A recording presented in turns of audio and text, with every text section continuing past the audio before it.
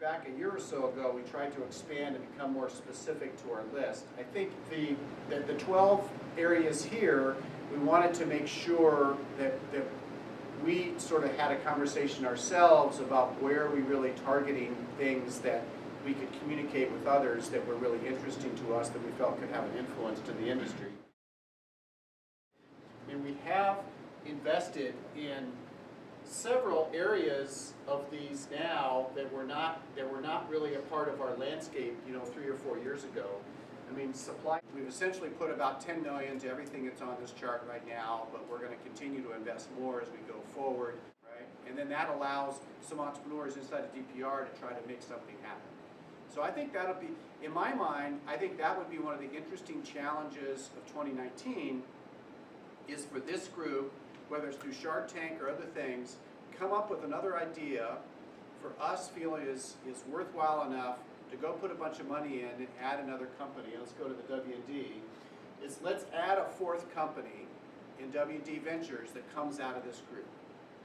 How to expand the incubated ideas that become, I guess the word I would use is more breakthrough ideas that we want to invest more money and then make it a W&D company.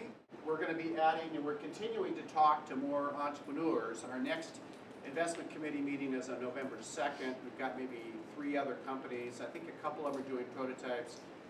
Struction Site, somebody mentioned earlier, was one. Canvas, which is another one, which is a spray-on taping mud that then, it's a robot, sprays on the taping mud, and then the next day after it dries, it comes in and it sands it, has vacuums, it has all these sensors, and it sands it all perfect to be level 5 walls. So you got 2 steps instead of 6 steps, and you cut a lot of time doing robotic wall finishing instead of what we do now, which is pretty labor intensive.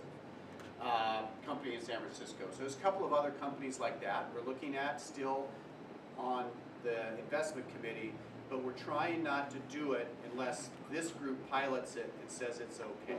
What things out in the company right now that you guys see, that there's things we would implement on an incremental idea basis across the company that don't require a lot of funding or certainly is within the budget of this group, and so you just do it, right?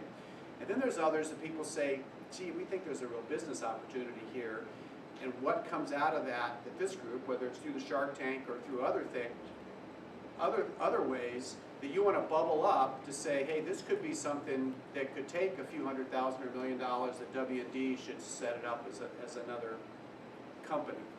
But it's just a really much more succinct, easy way to sort of look at things in the short term, 3 months, 6 months, 9 months. Here's the objectives you want to do.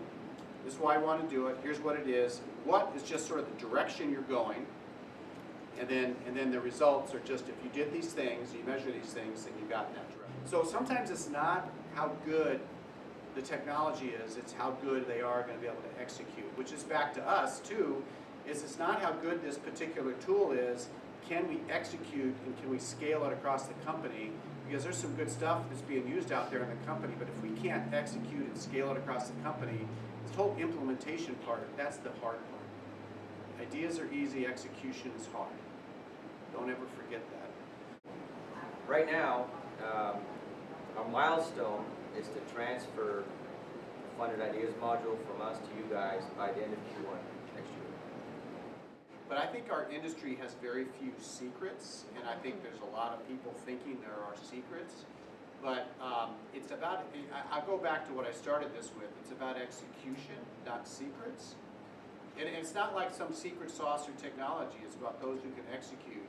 It's sort of, why are we doing something, what is it, and then the key results are how you're going to do it. What are 3 or 4 measurable things that will, if you do these things, you measure them, that'll get it.